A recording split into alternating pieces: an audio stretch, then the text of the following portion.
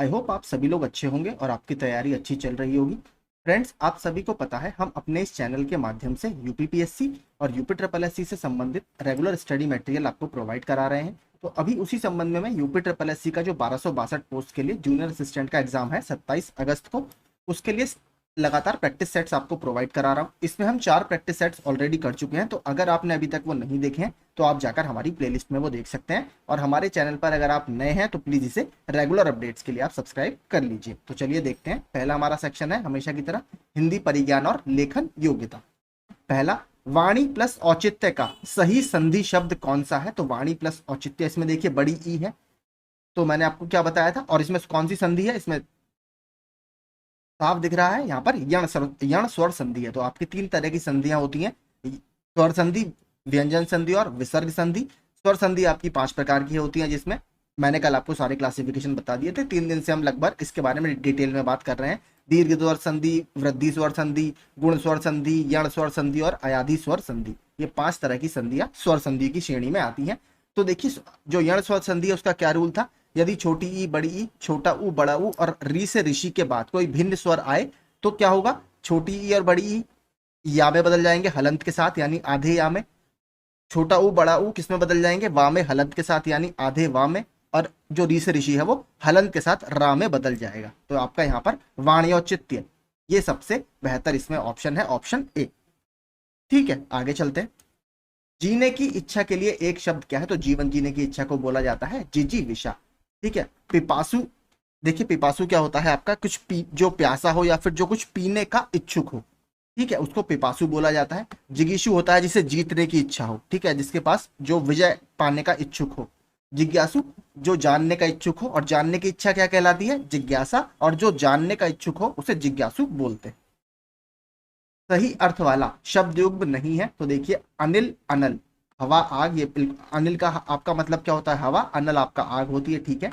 अली अली, अली आपका क्या होता है? भौरा। और अली आपकी सखी, ये भी हमने देखा था। आदि और आदि,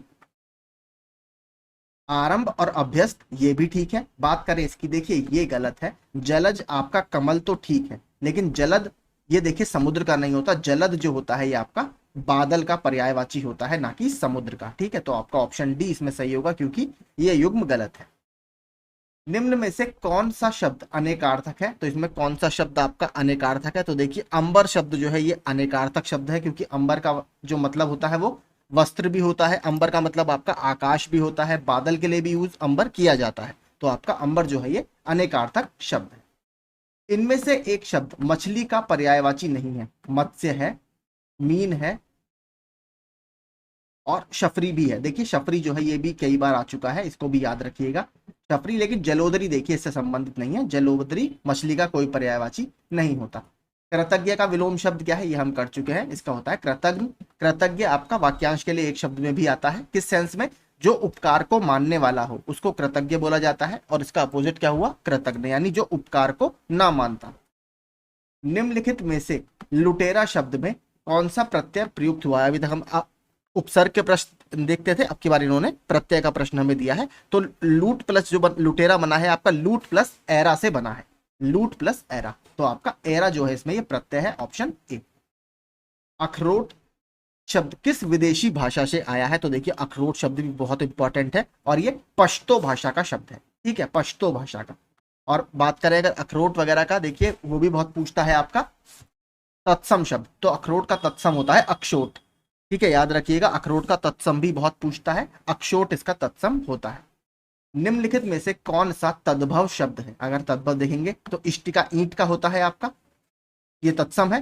कुपुत्र कपूत का तत्सम है। अमीय ये अमृत का है, और उल्लूक ये उल्लू का है। तो इसमें आपसे पूछा है कि कौन सा इसमें से तत्सम शब्द है। तो अगर हम सारे तद्भव शब्द है, सबको ध्यान से देखेंगे तो जो अमीय है ये आपका तद्भव शब्द है। ये किसका? अमृत का तद्भव शब्द है। ठीक है, अमृत का। बाकी उल्लूक किसका है? ये उल्लू का है, याद रखिएगा। सीमा कुत्ते से डरती है, इस वाक्य में कौन सा कारक है? तो मैंने आपको 2 बताई थी ट्रिक। यहां पर आपको अलगाव का भाव हो, जहां पर भय इस चीज का भाव हो, जहां पर आपका तुलना का भाव हो, वहां पर अपादान कारक होता है। ऑप्शन ए, अपादान कारक यहां पर सही आंसर होगा।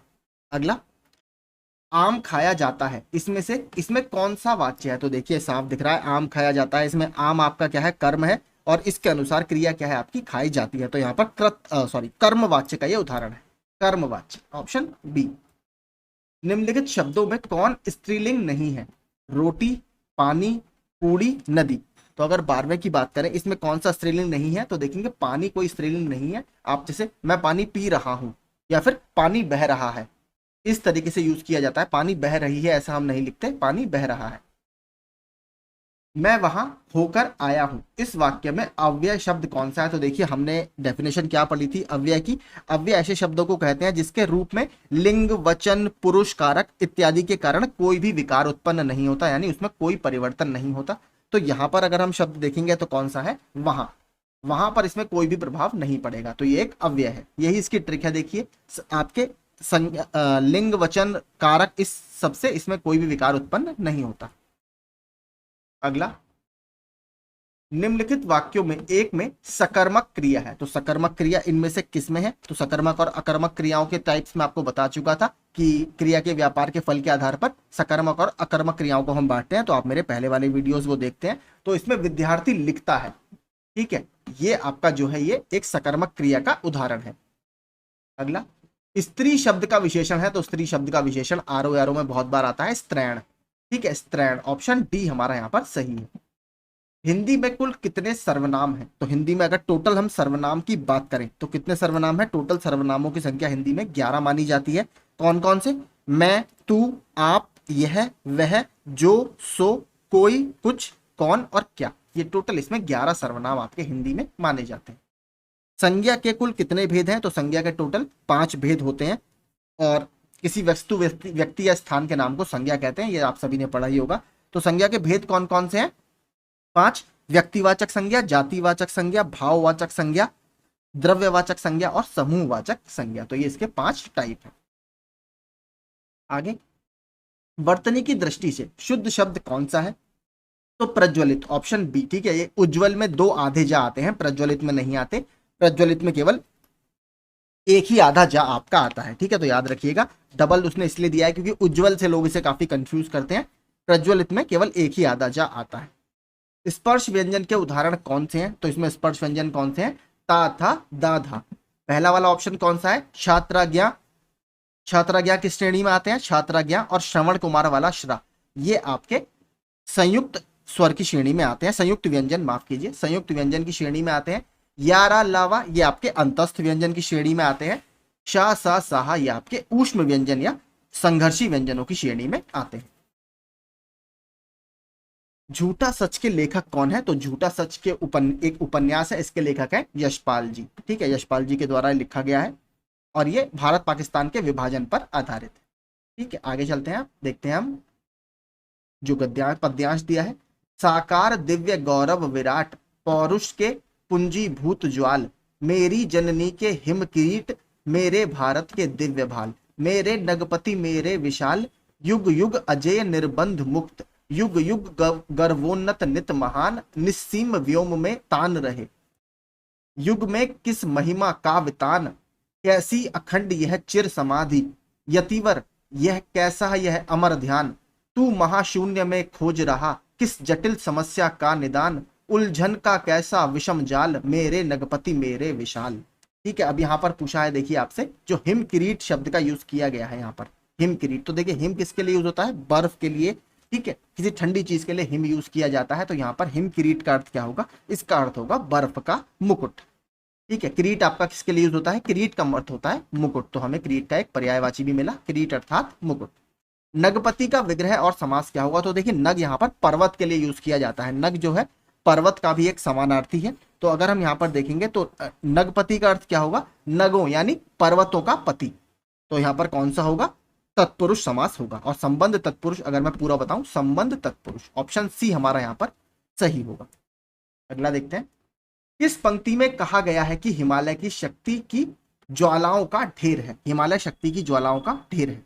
तो अगर आप इसमें ऊपर पैसेज हम दोबारा देखने जाएं तो जो हम दूसरी लाइन पढ़ेंगे, पौरुष के पूंजी भूत ज्वाल, ठीक है, यहां पर आपको देखेंगे इस लाइन में बोला गया है। अगर हम आप आंसर देखना चाहें तो क्या है, पौरुष के पूंजी भूत ज्वाल, ऑप्शन सी। अगला देखते हैं, अंगार सिर पर धर लेना, दिए गए विकल्पों में से मुहावरे के सही अर्थ का चयन करें। तो अंगार सिर पर धर लेना मतलब कोई कठिन विपत्ति सहना। Option A. अगला, पापी मनुज भी आज मुख से राम राम निकालते, इस काव्य पंक्ति में कौन सा अलंकार है? तो इसमें विरोधाभास अलंकार है, जहां वाक्य में आपका विरोध का आभास हमें प्रकट होता है, किंतु विरोध एक्चुअल में होता नहीं है, वास्तविकता में विरोध होता नहीं है, वहां पर विरोधाभास अलंकार होता है। तो पापी मनुज भी आज मुख से राम नाम निकालते, यहां पर विरोधाभास अलंकार है। जो मात्रिक सम छंद है, प्रत्येक चरण में 16 मात्राएं होती हैं, उसे क्या कहते हैं? तो प्रत्येक चरण में जो 16 मात्राएं होती हैं, सिंपल है, उसे चौपाई कहते हैं। Option A. आगे चलते हैं। उत्साह किस रस का स्थायी भाव है? तो उस उत्साह जो है ये आपका वीर रस का स्थायी भाव है। मैंने आपको उस दिन देखिए सारे रसों के स्थायी भाव बता दिए थे, तो इसलिए मैं आपसे कह रहा हूं जो पीछे के प्रैक्टिस सेट है उन्हें आप जरूर देखिएगा, वहां पे हमने काफी अच्छे से डिस्कस किया है। अनुभाव के कितने रूप माने गए हैं? तो पिछली बार हमने अनुभाव देखा था, होता क्या है, अनुभाव के यहाँ पर रूप पूछे हैं, तो अनुभाव के टोटल 4 रूप माने जाते हैं। कौन कौन से? कायिक, वाचिक, आहार्य और सात्विक, ये टोटल 4 रूप है आपके अनुभाव के। और अनुभाव होता क्या है? रस को प्रकाशित करने वाली चेष्टाओं को अनुभाव कहा जाता है। ठीक है, ये सिंपल इसकी डेफिनेशन है। एक ही विधेय हो जिसमें, तो उसे क्या कहा जाता है? एक ही विधेय जिसमें होता है उसे सरल वाक्य कहा जाता है। अगला, प्रतिमान में समास है, तो प्रतिमान में कौन सा समास है? प्रतिमान में हमने बात की थी जिसमें पूर्व पद आपका अव्यय होता है, तो वहां पर अव्ययी भाव समास होता है। तो ये प्रति, इसमें क्या लगा हुआ है? अव्यय, सॉरी, हाँ, उपसर्ग लगा हुआ है, तो प्रति से बना हुआ क्या है आपका? अव्ययी भाव, ये समास है। आगे चलते हैं। सामान्य बुद्धि परीक्षण, ये मैंने आपको बता दिया, आप खुद इसे कर लीजिएगा। हम 46वें प्रश्न पर सीधे चले, जो सामान्य जानकारी से संबंधित है। पहला, निम्न में से कौन सा राजस्थान राज्य में स्थित एक परिपक्व चरण का हड़प्पा स्थल है? तो देखिए हड़प्पा की कई सारी स्टेजेस होती हैं, एक होती है अर्ली स्टेज, फिर एक होती है मैच्योर स्टेज, और फिर एक डिक्लाइनिंग स्टेज, जब हड़प्पा के शहर खत्म होने लगे थे। तो आपसे यहाँ पर पूछा है कि परिपक्व चरण यानी जब हड़प्पन सभ्यता अपने चरम पर थी, जब उसके सारे शहर जितने भी थे वो फल फूल रहे थे, उस दौरान में राजस्थान में हड़प्पा का कौन सा शहर था? तो सबसे फेमस साइट है राजस्थान में कालीबंगा। ठीक है, कालीबंगा अगर नाम की बात करें तो बंग पंजाबी में वैसे तो आपके कड़े वगैरह को बोला जाता है, चूड़ियों को बोला जाता है। तो यहाँ पर हमें फायर अल्टर्स मिले हैं, कई सारे हवन कुंड मिले हैं, और हमें यहाँ पर जली हुई चूड़ियों के अवशेष भी मिलते हैं, इसलिए इसका नाम कालीबंगा, क्योंकि चूड़ियों को जब जलाएंगे तो थोड़ा काला रंग उनका हो जाता है, इसलिए यहाँ पर कालीबंगा इसका नाम, ऐसा इतिहासकार मानते हैं। इसके अलावा एक बहुत सबसे बड़ी जिससे खोज यहाँ पर है, जिसके लगातार प्रश्न बनते हैं, आपसे सीधे पूछता है कि कौन सी हड़प्पन साइट से हमें जुते हुए खेत के अवशेष मिलते हैं? तो जुते हुए खेत के अवशेष आपको कालीबंगा से ही मिलेंगे। ये कहां पर मौजूद है? तो पहले इसको सरस्वती नदी के नाम से जाना जाता था, और घग्गर हाकरा वैली, अब इसे बोलते हैं घग्गर हाकरा घाटी, वहां पर ये स्थित है। यहां से मैंने आपको बताया हवन कुंड वगैरह के अवशेष हमें मिलते हैं, और जली हुई चूड़ियों के अवशेष हमें यहाँ से मिलते हैं, और जुते हुए खेत के साक्ष्य भी हमें यहाँ से मिले हैं। अगर इसको हम मैप में देखना चाहें तो मैं आपको मैप में भी सारी साइट्स दिखा देता हूँ। सारी साइट्स काफी इंपॉर्टेंट है। मांडा हो गया, चान्हो दारो बहुत इंपॉर्टेंट है, क्योंकि ये मनका बनाने का महत्वपूर्ण एक केंद्र था या कारखाना था। तो हम देखते हैं पूरा मैप में कहाँ कहाँ पर ये साइट्स मौजूद हैं। ये देखते हैं, ये मैंने एनसीईआरटी से मैप निकाला है आप लोगों के लिए। तो यहाँ पर आप देखेंगे जो सवाल का आंसर है वो है आपका कालीबंगा। ये रही आपकी कालीबंगन साइट, और ये राजस्थान में है। आर मतलब राजस्थान, मैंने कोडिंग वगैरह करी हुई है। इसके अलावा बनावली, ये हरियाणा में स्थित एक साइट है। राखीगढ़ी भी हरियाणा में स्थित एक साइट, काफी इंपॉर्टेंट है। अगर आप नीचे देखेंगे चान्हो दारो, जो ऑप्शन में दिया हुआ है ये है, देखिए चान्हो दारो। ठीक है, और ये मोहनजोदड़ो आपका जो काफी इंपॉर्टेंट साइट है। मोहनजोदड़ो आपका सिंधु नदी के किनारे स्थित है। इसकी खोज 1922 में आर.डी. बनर्जी यानी राखलदास बनर्जी के द्वारा की गई है। बात करें अगर हड़प्पा की, तो ये है आपका हड़प्पा। हड़प्पा आपका रावी नदी के किनारे स्थित है, ये रही रावी नदी। और हड़प्पा की बात करें तो 1921 में इसको दयाराम साहनी जी के द्वारा खोजा गया है। हड़प्पन सभ्यता की खोजी जाने वाली ये पहली साइट थी, और ज्यादातर देखिए जो पहले नामकरण था वो था इंडस वैली सिविलाइजेशन या सिंधु घाटी की सभ्यता। लेकिन देखिए इसमें कुछ दिक्कतें क्यों हुई, क्योंकि जब धीरे धीरे इसका हमने काम करना शुरू किया, इसको एक्सकेवेट करना शुरू किया, तो बहुत सारी साइट्स ऐसी थी जो आपके सिंधु घाटी से बाहर थी।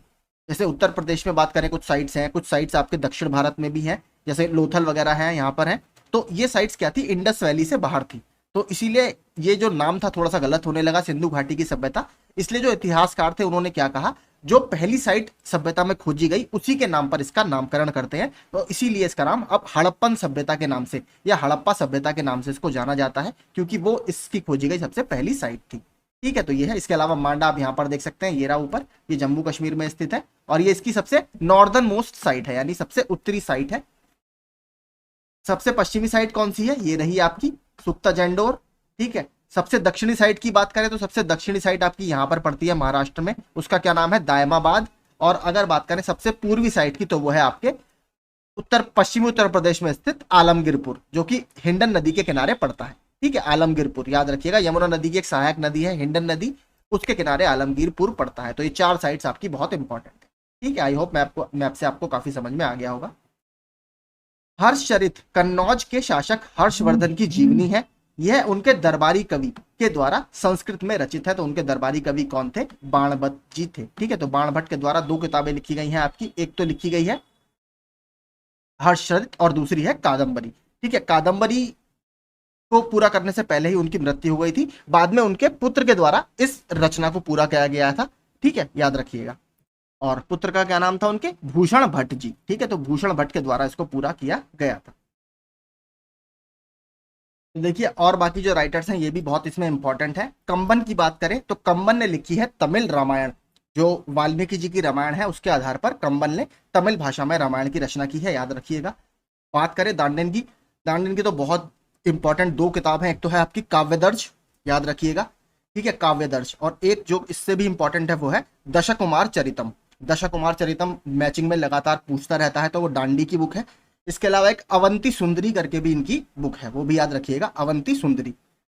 बात करें जिनसैन कौन थे, तो जिनसैन भी एक बहुत फेमस जैन धर्म के सन्यासी थे, जैन मॉन्क थे, और इसलिए इंपॉर्टेंट है कौन से ट्रेडिशन के थे, ये दिगंबर, जो जैन धर्म का एक पंथ होता है दिगंबर, उससे संबंधित थे। और एक आपने राष्ट्रकूट किंग का नाम सुना होगा, राष्ट्रकूट वंश के राजा थे अमोघ वर्ष, और अमोघ वर्ष के शासनकाल में ही ये या उनके ही एक तरह से कोर्ट में ये रहते थे। तो ये भी याद रखिएगा, इंपॉर्टेंट है। जिनसैन जैन धर्म से संबंधित थे। आगे चलते हैं।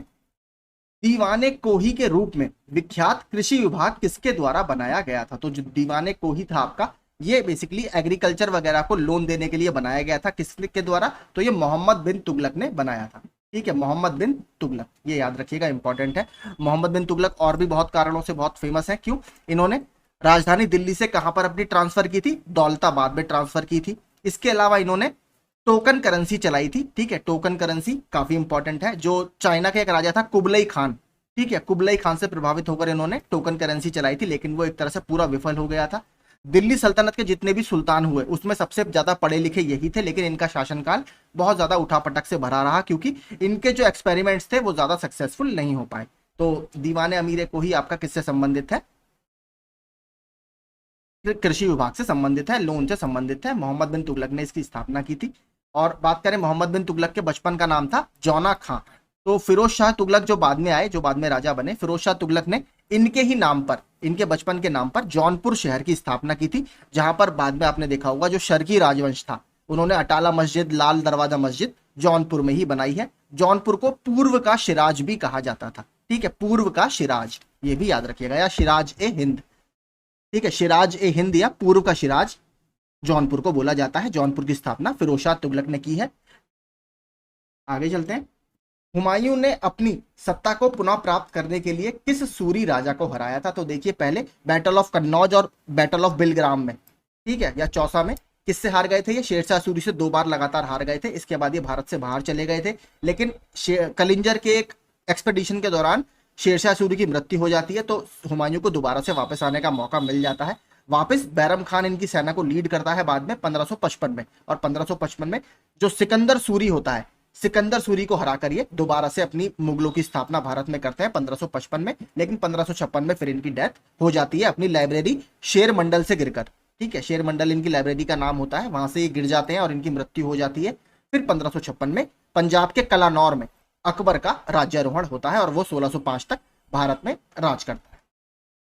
ठीक है, तो आपका सिकंदर सूरी होगा, शेरशाह सूरी मत याद लगाइएगा।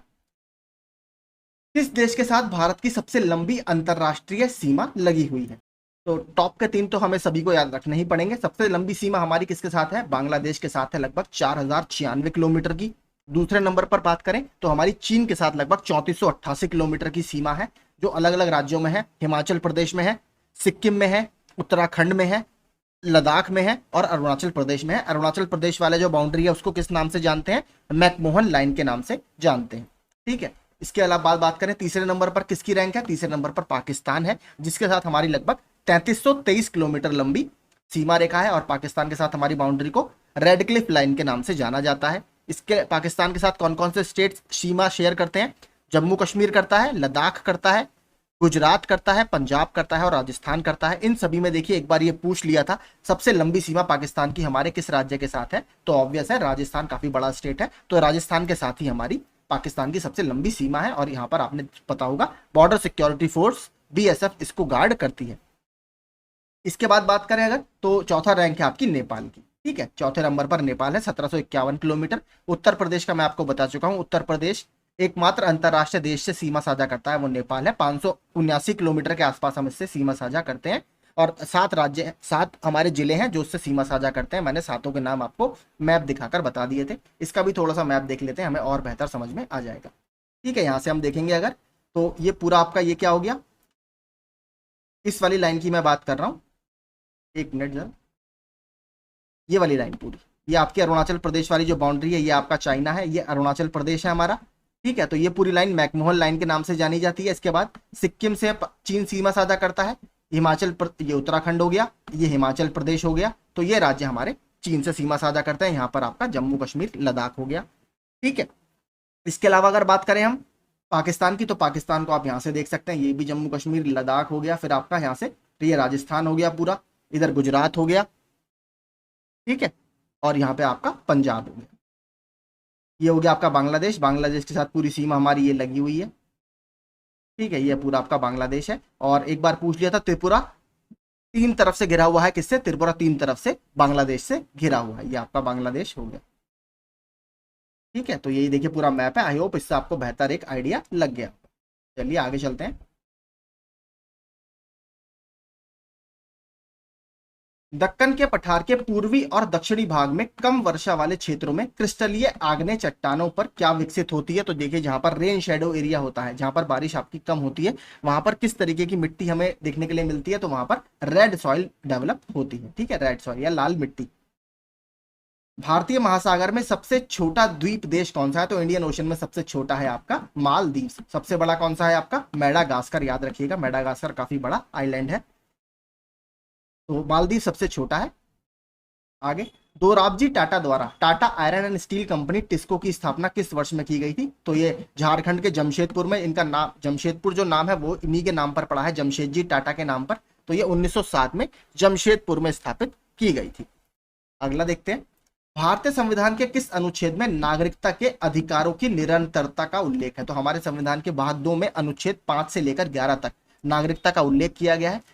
स्पेशली जो हमारा एक्ट है वो है सिटीजनशिप एक्ट 1955, जिसके तहत हमें नागरिकता मिलती है और हम नागरिकता खोते हैं। बात करें तो नागरिकता का जो प्रोविजन है वो स्पेशल डोमेन है संसद का या पार्लियामेंट का, वो यानी यूनियन लिस्ट में आता है। ठीक है, संघ सूची में आता है वो, और इसीलिए राज्यों के पास उस पर कानून बनाने का कोई भी अधिकार नहीं है, संसद इस पर कानून बना सकती है केवल। ठीक है, इसके अलावा बात करें जो आपसे सवाल में पूछा है, तो अनुच्छेद 10 में नागरिकता के अधिकारों की निरंतरता का बात की जाती है। 5 से 11 मैंने आपको बता दिया, 5 से लेकर 11 संविधान के भाग 2 में हम सिटीजनशिप से हमारा संबंधित है।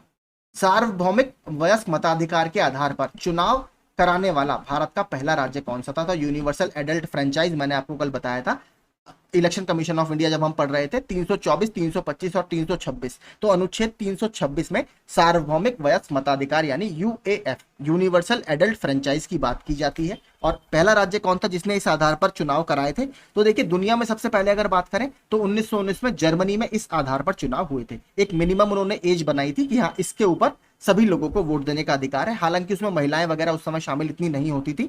लेकिन अगर भारत की बात करें तो भारत में मणिपुर इसकी शुरुआत करने वाला सबसे पहला राज्य है। ठीक है, मणिपुर। वर्ष 1978 में इस संशोधन ने संपत्ति के अधिग्रहण, धारण और निपटान के अधिकार को मौलिक अधिकार के रूप में समाप्त कर दिया। तो ये बात कर रहा है 44वें संविधान संशोधन की। तो देखिए 44वां संविधान संशोधन सन 1978 में आया था। पहले जो फंडामेंटल राइट्स थे उसमें प्रॉपर्टी का राइट भी शामिल था, यानी राइट टू प्रॉपर्टी भी शामिल था, लेकिन बाद में 44वें संविधान संशोधन से उसे हटाकर एक लीगल राइट यानी वैधानिक राइट बना दिया गया है और अब यह अनुच्छेद 301 के अंतर्गत आता है। ठीक है, 301। 42वां संविधान संशोधन मैंने आपको बता दिया था 1976 में आया था। इसको लघु संविधान या मिनी कॉन्स्टिट्यूशन भी बोला जाता है क्योंकि इसने संविधान के काफी बड़े हिस्सों में परिवर्तन किया था और केवल एक बार अभी तक हमारे संविधान की प्रस्तावना में परिवर्तन किया गया है जब उसमें सोशलिस्ट, सेक्युलर और इंटीग्रिटी शब्द जोड़े गए थे और वो 42वें संविधान संशोधन से ही किया गया था। ठीक है, आगे चलते हैं। निम्नलिखित में से कौन पद्म विभूषण का पहला प्राप्त करता था? तो सबसे पहले पद्म विभूषण किसको दिया गया था? तो सबसे पहले पद्म विभूषण आपका सत्येंद्र नाथ बोस जी को दिया गया था, जिसके नाम पर हिग्स बोसॉन, आपने पार्टिकल भी सुने होंगे, बोसॉन वो इन्हीं के नाम पर बने हैं। बोस आइंस्टीन कंडेंसेट उनको बोला जाता है। द गोल्डन थ्रेशोल्ड नामक पुस्तक के लेखिका कौन थी? तो लेखिका थी इसकी सरोजनी नायडू जी। सरोजनी नायडू जी क्यों फेमस है? सरोजनी नायडू जी किसी भी भारतीय कांग्रेस के सेशन को लीड करने वाली पहली भारतीय महिला थी। पहली महिला कौन थी? एनी बेसेंट जी। और सरोजनी नायडू ने कब कांग्रेस के सेशन की अध्यक्षता की थी? 1925 के कानपुर सेशन में इन्होंने कांग्रेस के सेशन की अध्यक्षता की थी। बात करें जवाहरलाल नेहरू की फेमस बुक कौन सी है? तो जवाहरलाल नेहरू जी की फेमस बुक है discovery of India. Rajendra Prasad ji की भी एक बहुत फेमस बुक है इंडिया डिवाइडेड। ठीक है, इंडिया डिवाइडेड। इसी की तरह देखिए एक बुक सेम नाम की है the man who divided India. ठीक है, राजेंद्र प्रसाद जी की है India divided. The man who divided India ये बुक है रफीक जकारिया की। ठीक है, याद रखिएगा रफीक जकारिया। आगे चलते हैं। लंदन किसकी राजधानी है? सिंपल है, लंदन तो यूनाइटेड किंगडम की राजधानी है। फिलीपींस की राजधानी क्या है? मनीला। स्पेन की राजधानी क्या है? मैड्रिड। और मालदीव की राजधानी क्या है? माले। ठीक है, और फिलीपींस की राजधानी मनीला में किसका हेडक्वार्टर है? यहाँ पर Asian development bank ADB, Asian development bank का हेडक्वार्टर फिलीपींस के मनीला में ही स्थित है। स्पेन के मैड्रिड भी बहुत फेमस है। यहाँ पर किसका हेडक्वार्टर है? यहाँ पर इंटरनेशनल टूरिज्म ऑर्गेनाइजेशन ITO, अंतरराष्ट्रीय जो पर्यटन संगठन है उसकी जो हेडक्वार्टर है वो स्पेन के मैड्रिड में ही स्थित है। आगे चलते हैं। उत्प्रेरक की खोज किसने की थी? तो देखिए उत्प्रेरक क्या होते हैं? उत्प्रेरक वो होते हैं जो किसी भी अभिक्रिया में भाग नहीं लेते लेकिन अभिक्रिया की दर को परिवर्तित कर देते हैं। ठीक है, इनकी उपस्थिति से अभिक्रिया की गति या तो तेज हो जाती है या बढ़ जाती है, तो इनको क्या बोला जाता है? उत्प्रेरक। किसने इनकी खोज की थी? तो बर्जीलियस ने उत्प्रेरकों की खोज की है। हाल ही में चर्चा में रही पीरा कुनफर सुरंग, तो पीरा कुनफर सुरंग कहां पर स्थित है? पीरा कुनफर सुरंग जम्मू कश्मीर में स्थित है, तो इसको याद रखिएगा, ये इंपॉर्टेंट है। तो हाल ही में यहाँ पर नितिन गडकरी जी ने विजिट किया था, इसलिए काफी इंपॉर्टेंट है। इसके अलावा यहाँ पर जवाहर टनल वगैरह भी आपने सुनी होगी, बहुत सारी टनल है जम्मू कश्मीर में, उनके बारे में जरूर आप थोड़ा सा पढ़िएगा। अप्रैल 2023 में संपीड़ित बायोगैस का वैश्विक सम्मेलन कहां पर आयोजित किया गया था? तो कंप्रेस्ड बायोगैस पर यानी CBG का सम्मेलन नई दिल्ली में आयोजित किया गया था, ऑप्शन सी। ग्रीष्म ऋतु में पानी की कमी की समस्या के समाधान के लिए किस राज्य ने देश का पहला जल बजट जारी किया है? तो केरल ने अभी हाल ही में देश का पहला वाटर बजट जारी किया है, तो इंपॉर्टेंट है, याद रखिएगा। अप्रैल 2023 में प्रधानमंत्री फसल बीमा योजना के बेहतर क्रियान्वयन के लिए किस राज्य को राष्ट्रीय पुरस्कार से सम्मानित किया गया है? तो कर्नाटक को इसमें नेशनल अवार्ड से सम्मानित किया गया है। बात करें अगर प्रधानमंत्री फसल बीमा योजना कब आई थी? तो 2016 में इसकी शुरुआत हुई थी। हाल ही में भारत सरकार ने कब से हाइड्रोजन चालित ट्रेनों को शुरू करने की घोषणा की है? तो कब से हमारे यहाँ हाइड्रोजन से ट्रेनें चलने लगेंगी? तो दिसंबर 2023 से, दिसंबर 2023 से। अब देखते हैं कंप्यूटर के प्रश्न। अगर वीडियो पसंद आ रहा हो तो प्लीज लाइक जरूर कीजिएगा। निम्नलिखित में से CPU का कौन सा भाग ALU क्रियाविधि के दौरान अस्थायी रूप से आंकड़ों का संग्रहण करता है? तो टेम्परेरी रूप से आंकड़ों का संग्रहण और करेगा, ये करता है अरिथमेटिक लॉजिक यूनिट यानी ALU। Desktop computer, laptop, tablet और स्मार्टफोन ये निम्नलिखित में से किसके विभिन्न प्रकार हैं? तो ये आपके माइक्रो कंप्यूटर्स के विभिन्न प्रकार। आगे देखते हैं। इन AI यानी आर्टिफिशियल इंटेलिजेंस में निर्णय या समाधान ज्ञान भाग का उपयोग करके समस्या को हल करना आमतौर पर जाना जाता है, तो इसे किस नाम से आमतौर पर जाना जाता है? इसे ह्यूरिस्टिक बोला जाता है। ठीक है, ह्यूरिस्टिक, ऑप्शन सी। ये भी देखिए अच्छा प्रश्न है, थोड़ा सा नया प्रश्न है। आर्टिफिशियल इंटेलिजेंस में निम्न में से कौन सा एजेंट उच्च गुणवत्ता का वर्णन करता है? तो कौन करता है? यूटिलिटी बेस्ड एजेंट जो होते हैं ये आपके यूटिलिटी आधारित एजेंट ये उच्च गुणवत्ता के वर्णन को करते हैं। एक ग्रीन पीसी तो एक ग्रीन पीसी क्या होता है? अगर ग्रीन पीसी की सिंपल डेफिनेशन की बात करें तो पुराने पीसी की तुलना में कम ऊर्जा का उपयोग करता है, इसलिए इसे ग्रीन पीसी बोला जाता है। क्वांटम डॉट क्या है? तो एक क्वांटम डॉट क्या होता है? तो ये अर्धचालक नैनो संरचना है, यानी अ सेमीकंडक्टर नैनो स्ट्रक्चर है। ठीक है। What is the full form of CLI in computer terminology? तो CLI का देखिए मतलब होता है कमांड लाइन इंटरफेस। ठीक है, command line interface, option C. ये भी हमने कर लिया था रेलवे वाले प्रश्नों में। फुल फॉर्म्स तो देखिए हमने लगभग सारी कर ली है। The full form of ITR, तो ITR की फुल फॉर्म क्या होता है? Income tax return, option A. 74वें की बात करें, MS वर्ड 2019 में सेव एज विकल्प की शॉर्टकट कुंजी कौन सी है? तो MS वर्ड में अगर बात करें तो सेव एज अगर आपको करना हो तो इसमें किस शॉर्टकट कुंजी का आप उपयोग करेंगे? तो वो है F12, F12, option C. MS word 2019 में एंड नोट डालने के लिए निम्नलिखित में से किस शॉर्ट कुंजी का उपयोग किया जाता है या शॉर्टकट की का उपयोग किया जाएगा? तो control plus alt plus D, control plus alt plus D, option D में है। शीर्षक या टाइटल केस के मामले में, अगर हम शीर्षक या टाइटल्स की बात करें तो इसके मामले में क्या है? हर वाक्य में हर शब्द कैपिटल किया जाता है, तो इसमें एक वाक्य में हर शब्द कैपिटल किया जाता है। Every word in a sentence is capitalised, option B. In a spreadsheet, जो कि MS एक्सेल की यहां पर बात होती है, MOD रिटर्न्स, एक स्प्रेडशीट में फंक्शन MOD रिटर्न, ये क्या है? ये आपसे पूछा है। तो स्प्रेडशीट में ये जो होता है शेष जब आप दो संख्याओं का या दो संख्याओं को विभाजित करते हैं तो इसको बोला जाता है MOD रिटर्न। अगला, ईमेल सेवा निरूपित करता है, तो ईमेल क्या होता है आपका? Electronic mail, option B. 79 देखते हैं, प्रचालन तंत्र द्वारा निम्नलिखित में से कौन सा या कौन से किए जाता है या किए जाते हैं? तो इसमें क्या किया जाएगा आपका? प्रोसेस मैनेजमेंट किया जाएगा, सिक्योरिटी मैनेजमेंट भी किया जाएगा, फाइल मैनेजमेंट भी किया जाएगा, यानी इसमें सारे ही श्रेणी में आते हैं। All arithmetic and logical operations in computer are done by, तो कंप्यूटर में सभी अंकगणितीय और तार्किक परिचालन किसके द्वारा किया जाता है? तो ये तो सिंपल क्वेश्चन है, ALU यानी अरिथमेटिक लॉजिक यूनिट। अब बात करते हैं उत्तर प्रदेश की सामान्य जानकारी, यूपी स्पेशल की। उत्तर प्रदेश के किस विश्वविद्यालय को पूर्व का ऑक्सफोर्ड के नाम से जाना जाता था? तो ये जाना जाता था इलाहाबाद विश्वविद्यालय को। ठीक है, बहुत इंपॉर्टेंट है, 1887 में इसकी स्थापना हुई है इलाहाबाद विश्वविद्यालय की, इसको याद रखिएगा। और 2005 में इसे सेंट्रल यूनिवर्सिटी का दर्जा दे दिया गया है, केंद्रीय विश्वविद्यालय का दर्जा दे दिया गया है। बात करें अलीगढ़ मुस्लिम यूनिवर्सिटी की, तो पहले इसका नाम क्या था? Mohammedan Anglo oriental college. 1875 में सर सैयद अहमद खान द्वारा इसकी स्थापना की गई थी। ठीक है, तो इसके अलावा बात करें बनारस हिंदू विश्वविद्यालय, बनारस हिंदू विश्वविद्यालय आपका काशी में स्थित है या बनारस में स्थित है, और 1916 में मदन मोहन मालवीय जी द्वारा इसकी स्थापना की गई थी। आगे चलते हैं, निम्नलिखित जनपदों में से किसमें साक्षरता दर सबसे कम है? तो अगर बात करें साक्षरता दर, तो देखिए सबसे कम साक्षरता दर है श्रावस्ती में। ठीक है, श्रावस्ती में, ऑप्शन बी। और अगर बात करें सबसे ज्यादा साक्षरता दर कहां पर है, तो वो है गौतम बुद्ध नगर में, लगभग 80% के आसपास। और अगर हम बात करें सबसे कम साक्षरता वाले जिले कौन से हैं उत्तर प्रदेश के, तो सबसे कम साक्षरता है श्रावस्ती में, फिर है बहराइच में, फिर बलरामपुर में, फिर बदायूं में, और फिर रामपुर में। अगर बात करें श्रावस्ती और क्यों फेमस है, श्रावस्ती इसलिए फेमस है, अगर आपसे पूछे गौतम बुद्ध ने सबसे ज्यादा उपदेश कहां पर दिए हैं, तो गौतम बुद्ध ने सबसे ज्यादा उपदेश श्रावस्ती में ही दिए हैं, याद रखिएगा, श्रावस्ती में। इसी से संबंधित एक प्रश्न और आता है, क्या आता है? श्रावस्ती कौन से महाजनपद की राजधानी था, ये बताइए। तो श्रावस्ती कौशल महाजनपद की राजधानी था। टोटल 16 महाजनपद हमें पता लगते हैं अंगुत्तर निकाय और भगवती सूत्र के हवाले से। इसके अलावा बात करें उत्तर प्रदेश में कितने मौजूद थे? उत्तर प्रदेश में 8 महाजनपद मौजूद थे। कौशल भी उत्तर प्रदेश में ही था, और कौशल महाजनपद की राजधानी श्रावस्ती थी, जरूर याद रखिएगा, पूछता रहता है। कुशीनगर कौन से महाजनपद की राजधानी थी? मल्ल महाजनपद की राजधानी थी। कौन सा स्तूप यहाँ पर फेमस है? रामभर स्तूप यहाँ पर फेमस है, क्योंकि यहाँ पर भगवान बुद्ध की बॉडी के अवशेष रखे हुए हैं। कुशीनगर में ही भगवान बुद्ध को महापरिनिर्वाण प्राप्त हुआ था, पहले इसको कुशीनरा के नाम से जाना जाता था। ठीक है, तो यही संबंधित सारे फैक्ट्स हो गए।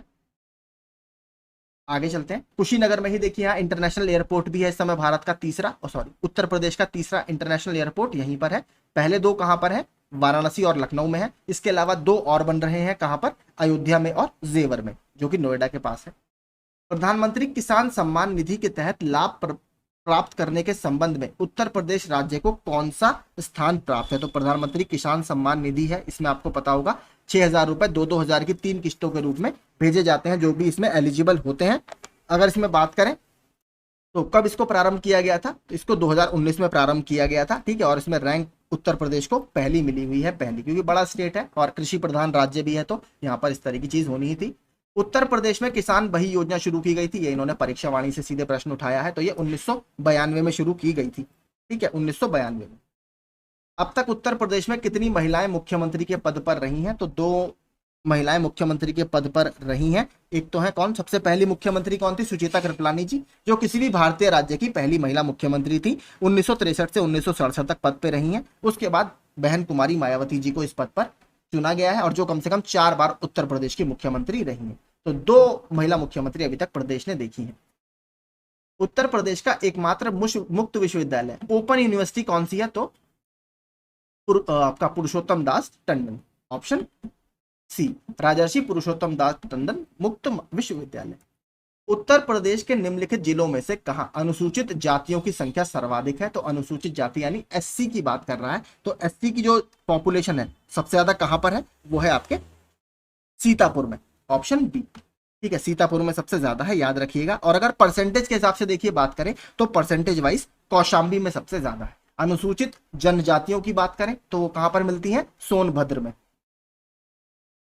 निम्नलिखित युग्मों में से कौन सुमेलित नहीं है? अमीर खुसरो एटा, ठीक है, मिर्जा गालिब आगरा, ठीक है, जोश मलिहाबाद, ठीक है, राम प्रसाद बिस्मिल प्रयागराज। तो अगर बात करें, राम प्रसाद बिस्मिल जी का जन्म प्रयागराज में नहीं हुआ था, इनका जन्म शाहजहांपुर में हुआ था। शाहजहांपुर को शहीदों की नगरी भी बोला जाता है।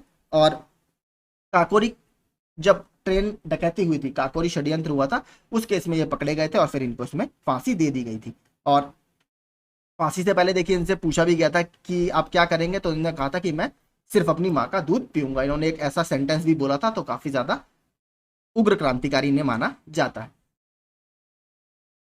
निम्नलिखित में से कौन एक कथक कलाकार नहीं है? तो इसमें से अगर देखेंगे तो जो किशन महाराज जी हैं, ये एक कथक कलाकार नहीं है, बल्कि क्या है, ये एक तबला वादक है, ठीक है, बाकी सारे इसमें कथक कलाकार हैं। अगला देखते हैं। 6वीं शताब्दी ईसा पूर्व के दौरान मथुरा के आसपास के क्षेत्र को किस नाम से जाना जाता था? तो मैंने आपको बताया था, देखिए, शूरसेन, ठीक है, शूरसेन के नाम से इसको जाना जाता था। बाकी हमने सारे महाजनपद की बात कल करी है, ठीक है, तो काफी इंपॉर्टेंट है महाजनपद भी, इसलिए याद रखिएगा। नवाब शुजा-उद-दौला की बेगम का प्रसिद्ध मकबरा, जिसे बहू बेगम का मकबरा, निम्नलिखित में से किस स्थान पर है? तो ये फैजाबाद में स्थित है, ठीक है, फैजाबाद, माफ कीजिएगा, फैजाबाद। ताज अंतरराष्ट्रीय हवाई अड्डे का निर्माण कहां पर किया जा रहा है? तो ये गौतम बुद्ध नगर के जेवर तहसील में, ठीक है, जो मैंने आपको बताया था, जेवर में। उत्तर प्रदेश में परमाणु ऊर्जा केंद्र कहां पर स्थापित है? तो उत्तर प्रदेश का एकमात्र परमाणु ऊर्जा केंद्र है नरौरा परमाणु ऊर्जा केंद्र, जो कि बुलंदशहर में स्थित है। और इसमें 440 मेगावाट के 2 न्यूक्लियर रिएक्टर्स लगे हुए हैं। बात करें अगर कब से ये संचालित हुआ है, तो ये 1991-92 से संचालित है भारत में। उद्योगों को उनके शहरों के नाम से सुमेलित करना है, तो रेणुकूट में आपका एल्यूमिनियम उद्योग है, सबको पता है, वहां पर हिंडाल्को है, हिंडाल्को मतलब हिंदुस्तान एल्यूमिनियम कंपनी, तो एल्यूमिनियम वहां पर होगा ही। ऋषिकेश में आपके एंटीबायोटिक्स वगैरह बहुत बनते हैं, मेरठ में खेल के सामान और अलीगढ़ में ताले। तो 94 का क्या होगा आपका? ऑप्शन सी होगा। उत्तर प्रदेश में स्कूल ऑफ पेपर टेक्नोलॉजी कहां पर स्थित है? तो उत्तर प्रदेश के मुजफ्फरनगर में, सहारनपुर में, यहाँ पर पेपर मिल्स बहुत ज्यादा हैं, तो यहाँ पर कागज का काम बहुत होता है, इसलिए सहारनपुर में ही आपकी पेपर मिल स्थित है। मुरादाबाद को पीतल नगरी बोला जाता है, अलीगढ़ के ताले फेमस है। उत्तर प्रदेश में मॉडर्न कोच फैक्ट्री कहां पर स्थित है? तो मॉडर्न कोच फैक्ट्री आपके रायबरेली में, ठीक है, रायबरेली। उत्तर प्रदेश में स्थित काशी एक प्रसिद्ध भारतीय तीर्थ केंद्र है, यह निम्नलिखित में से किस नदी के तट पर स्थित है? तो देखिए, तो सिंपल है, काशी तो सबको पता ही है, गंगा नदी के तट पर स्थित है। भारत में नलकूप एवं कूप से सिंचित अधिकतम क्षेत्रफल वाला राज्य कौन सा है? तो सबसे ज्यादा ट्यूबवेल्स वगैरह से उत्तर प्रदेश में ही सिंचाई होती है। भारत के राज्यों में उत्तर प्रदेश किस उत्पाद का सबसे बड़ा उत्पादक नहीं है? तो देखिए, फूलों का उत्तर प्रदेश सबसे बड़ा उत्पादक नहीं है, फूलों में तमिलनाडु की रैंक 1 है। कौन सा राज्य भारत का शक्कर का प्याला कहा जाता है? तो उत्तर प्रदेश में गन्ना काफी ज्यादा होता है, इसलिए यहाँ पर उत्तर प्रदेश को शक्कर का प्याला कहा जाता है, ठीक है। तो यही देखिए हमारा आज का प्रैक्टिस सेट था। आई होप आपको मैप्स वगैरह लगाने और जो मैं एडिशनल इन्फॉर्मेशन देता हूँ आपको पसंद आती होगी।